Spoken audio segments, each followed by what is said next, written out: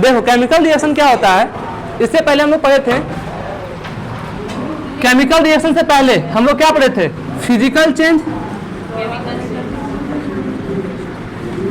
Physical change and दूसरा क्या था, chemical change.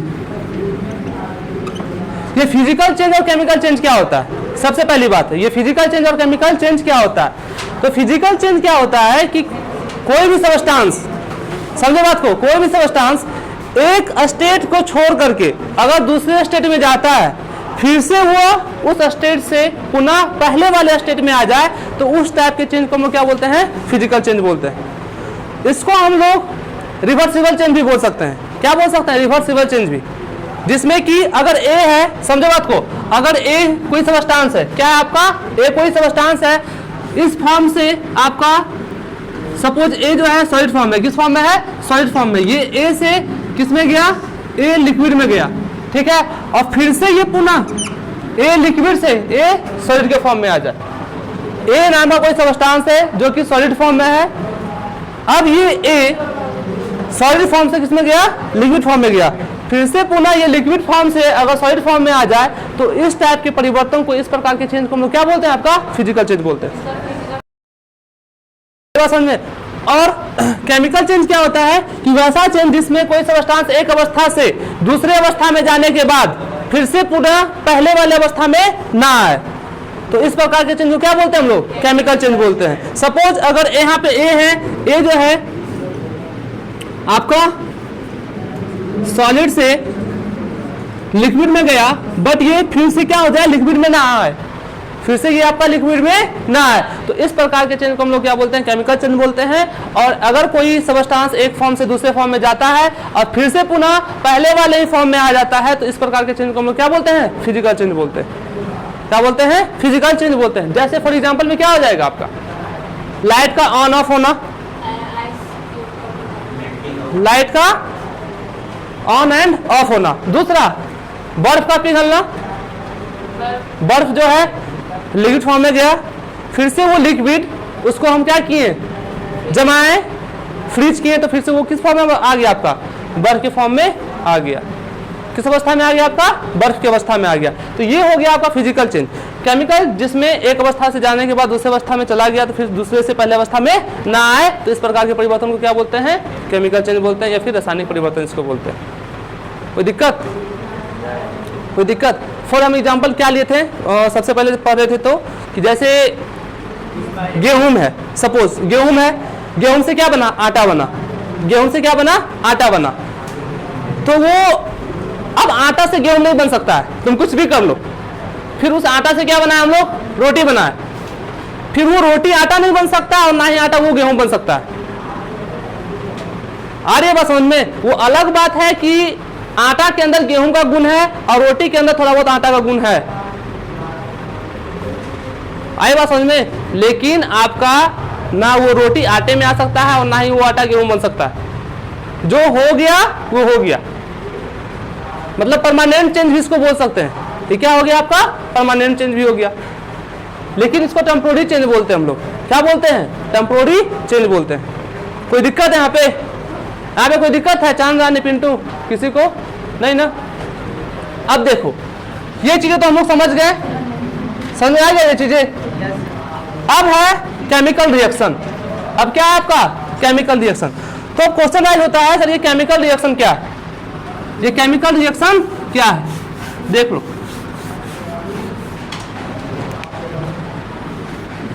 Chemical reaction, chemical reaction क्या है आपका, शांत रहो। ये क्या है आपका, केमिकल रिएक्शन। केमिकल रिएक्शन क्या है सर, केमिकल चेंज समझ गए, केमिकल चेंज समझ गए, ये केमिकल रिएक्शन है। अभी मत लिखो, रहने दो, पहले समझ लो ये केमिकल रिएक्शन क्या होता है। आई बात समझ में। इसमें बोलता है कि दो या दो से अधिक सबस्टांस, क्या होता है, दो या दो से अधिक सबस्टांस, टू और more than two substance combine each other, एक दूसरे से क्या करता है, कंबाइन करता है या फिर रिएक्शन करता है। रिएक्शन करने के बाद, रिएक्शन करने के बाद एक या एक से अधिक नए सबस्टांस का फॉर्मेशन करता है। क्या करता है? नए सबस्टांस का फॉर्मेशन करता है। सपोज ये ए बी मिला तो एक्स वाई बनाया, ए बी रिएक्शन किया तो एक्स वाई बनाया। तो जो ए बी का प्रॉपर्टी है वो एक्स वाई का प्रॉपर्टी नहीं होगा। कहने का मतलब ये हुआ कि जब भी कोई केमिकल रिएक्शन होता है तो रिएक्शन होने के बाद कोई भी प्रोडक्ट बनता है तो उसका एंटायर प्रॉपर्टी, चाहे वो फिजिकल प्रॉपर्टी हो चाहे वो केमिकल प्रॉपर्टी हो, वो पूरे तरीके से क्या होता है? आपका चेंज हो जाता है। आई बात समझ में? एक होता है ना कि भाई कि मेरे पापा हैं तो पापा का गुण थोड़ा सा बेटे में मिल रहा है, थोड़ा बहुत जेनेटिक गुण मिलता है, या फिर पापा का नाम मिला तो नाना का मिल रहा है, थोड़ा बहुत जेनेटिक गुण मिल जाता है। चलो ये लड़का नाना के जैसा हुआ है या फिर दादा के जैसा हुआ, या फिर मम्मी के जैसा, और बेटी हुई तो मम्मी के जैसा या फिर नानी के जैसा। होता है ना जी, जेनेटिक गुण मिलता है नहीं मिलता? लेकिन इसमें वो भी नहीं मिलता, इसमें वो भी नहीं मिलता, पूरे तरीके से इसका प्रॉपर्टी डिफरेंट होता है। लेट एग्जांपल लेते हैं हम लोग। फॉर एग्जांपल का बात करें, H2 जो कि गैस है, इसको क्या पढ़ते हैं? H2 gaseous. क्या पढ़ते हैं? H2 gaseous. O2 gaseous combine करके H2O बनाया जो कि लिक्विड है। क्या है आपका? लिक्विड है। आ रही बात समझ में? H2 gaseous plus O2 gaseous combine करके आपका H2O बनाया, जिसका ये गैसियस फॉर्म में है, ये भी गैसियस फॉर्म में है, लेकिन ये किस फॉर्म में है? लिक्विड फॉर्म में। तो केमिकल रिएक्शन होने के लिए पहला कंडीशन है, बात मत करो, केमिकल रिएक्शन होने के लिए सबसे पहला कंडीशन ये है कि कम से कम 2 रिएक्टेंट होना चाहिए।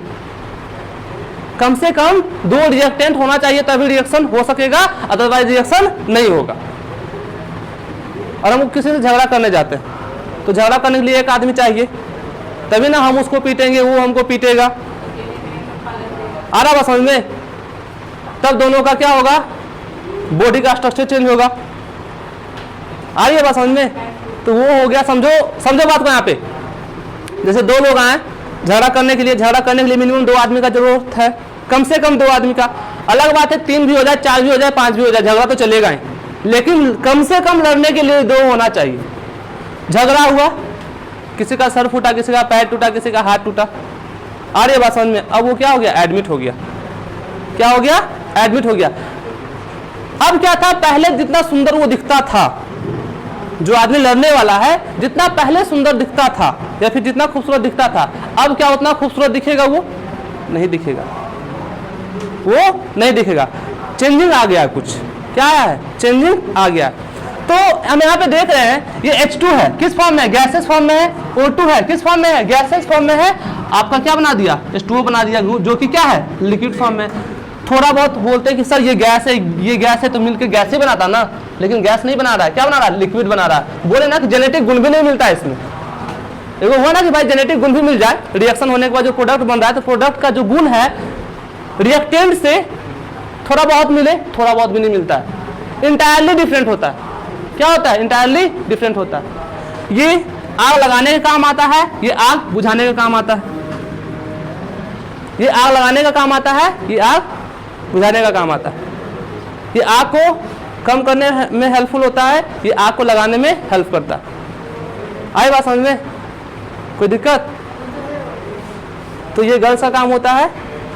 और आग कौन लगाता है? गर्ल्स लोग ही लगाती है, तभी ना बॉय लोग झगड़ा करता है जी, तभी ना झगड़ा करता है। आई बात समझ में? नहीं, गर्ल्स लोग ही आग लगाती है मेनली। तो बात समझ में आया यहाँ पे?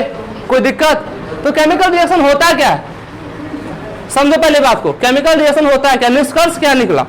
हम जो चीज यहाँ पे एग्जांपल देख रहे हैं, उस एग्जांपल से निष्कर्ष क्या निकला? यहाँ पे निकल रहा है कि when 2 or more substance combine each other to form a new substance, the property of new substance is entirely different from participating substance, जो पार्टिसिपेट किया। आई बात समझ में? और दूसरी बात है, जो रिएक्शन में पार्टिसिपेट करता है उसको रिएक्टेंट बोलते हैं। The substance which participate in a chemical reaction, it is called reactant. जो भी सबस्टांस आपका केमिकल रिएक्शन में पार्टिसिपेट कर रहा है उस सबस्टांस को हम लोग क्या बोलते हैं? रिएक्टेंट बोलते हैं। तो H2 प्लस O2 क्या है आपका? रिएक्टेंट है। बोल सकते हैं नहीं बोल सकते हैं? ये क्या आपका रिएक्टेंट है। और आफ्टर द केमिकल रिएक्शन जिस सबस्टांस का फॉर्मेशन होता है उसको क्या बोलते हैं? प्रोडक्ट बोलते हैं। क्या बोलते हैं? प्रोडक्ट। कोई दिक्कत? ये क्या हो गया आपका? प्रोडक्ट हो गया। क्या हो गया आपका? प्रोडक्ट हो गया। कोई दिक्कत है यहाँ पे?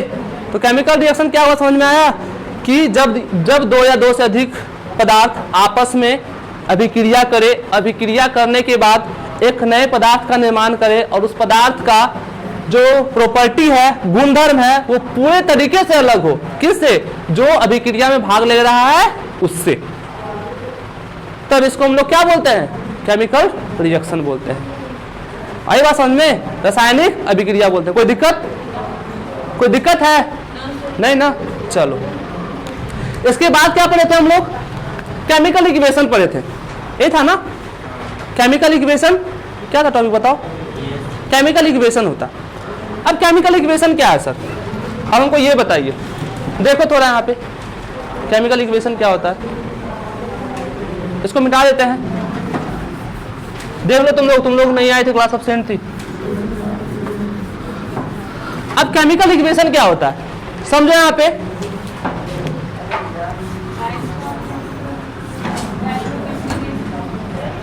बताएंगे, हर एक चीज बताएंगे, समझो। यार स्केच भी नहीं चल रहा है हमेशा।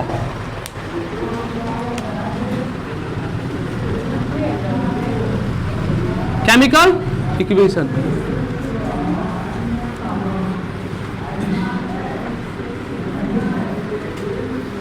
केमिकल इक्वेशन रासायनिक समीकरण बोलते हैं इसको। हिंदी में क्या बोलते हैं? रासायनिक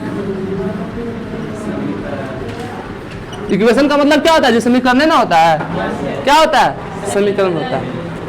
अब हम बोले लिखे थे वहां पे H2 प्लस O2, तो हम ऐसे लिख सकते हैं हाइड्रोजन प्लस ऑक्सीजन रिएक्शन करता है, क्या बनाता है? क्या बनाता है? वाटर। ऐसा लिख सकते हैं। ऐसा भी लिखना क्या है? सही है। तो ये केमिकल इक्वेशन क्या बताता है हमको? तुम लोग इधर देखो, इधर देखो। ये केमिकल इक्वेशन बताता क्या है? ये केमिकल इक्वेशन का बोलना ये है कि आप जो भी केमिकल रिएक्शन है, आप जो भी केमिकल रिएक्शन लिखे, ये हाइड्रोजन प्लस ऑक्सीजन मिलकर के क्या बनाता है? वाटर। इस केमिकल रिएक्शन को उसके सिंबल के हेल्प से और उसके फॉर्मूला के हेल्प से रिप्रेजेंट करने का तरीका ही केमिकल इक्वेशन कहलाता है। The short representation of chemical reaction with the help of symbol and it's formula, chemical formula, it's called a chemical equation. ऐसा बोल सकते हैं कि रासायनिक समीकरण कहने का मतलब यह हुआ कि किसी भी रासायनिक अभिक्रिया को उसके सिंबल, संकेतों के द्वारा और उसके सूत्रों के द्वारा लिखना ही केमिकल इक्वेशन कहलाता है। ऐसा बोल सकते हैं। तो ये हाइड्रोजन को हम लोग कैसे लिख सकते हैं? H2 लिख सकते हैं, ठीक है। H2 गैसेस जो कि गैसेस फॉर्म में है, प्लस O2 गैसियस जो कि गैसेस फॉर्म में है। आपको क्या बनाया? H2O बनाया। बैलेंस करना है, कहां कहां पे होगा? लगेगा 2 यहाँ पे और 2 यहाँ पे, ठीक है जी। 2 ऑक्सीजन 4 हाइड्रोजन, 4 हाइड्रोजन 2 ऑक्सीजन। कोई दिक्कत? कोई दिक्कत यहाँ पे? तो केमिकल रिएक्शन क्या होता है ये समझ में आया। केमिकल इक्वेशन क्या होता है वो समझ में आया। अभी बहुत सारे एग्जांपल्स होंगे, ऐसा नहीं कि सिर्फ एक ही एग्जांपल होगा, और भी एग्जांपल हो गए। कार्बन प्लस क्या? ऑक्सीजन क्या देगा आपको? Carbon dioxide. क्या देगा? Carbon dioxide. इसको शॉर्ट में कैसे रिप्रेजेंट करेंगे? तो भाई कार्बन का सिंबल क्या होता है? C होता है। ऑक्सीजन का सिंबल क्या होता है? O2। क्या बना देगा? CO2। कोई दिक्कत? कोई दिक्कत है यहाँ पे? कोई दिक्कत है जी तुम लोगों को? कोई दिक्कत नहीं। चलो यहाँ तक समझ में आ गया। अब देखते हैं आगे।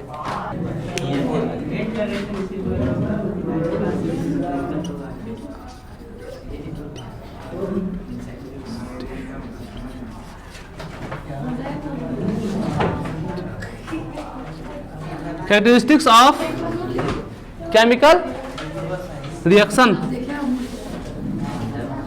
केमिकल रिएक्शन, यही था ना, यही था ना जी आपका, कैरेक्टरिस्टिक्स ऑफ केमिकल रिएक्शन। तो भाई क्या क्या है, पहला है क्या है, नहीं पहला ये नहीं है, सीक्वेंस से पढ़ते हैं, वही है formation of precipitate.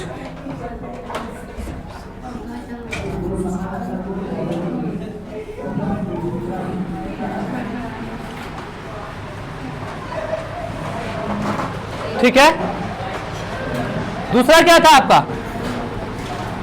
Evolution of gas,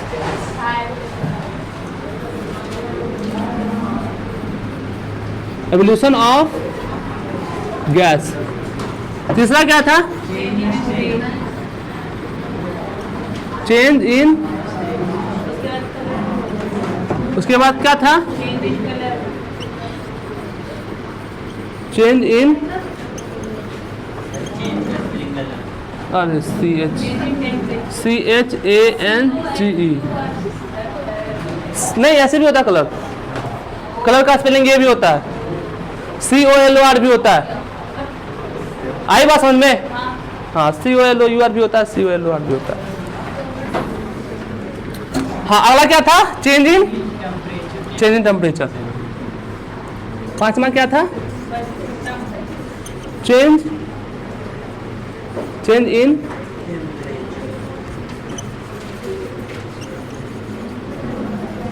temperature.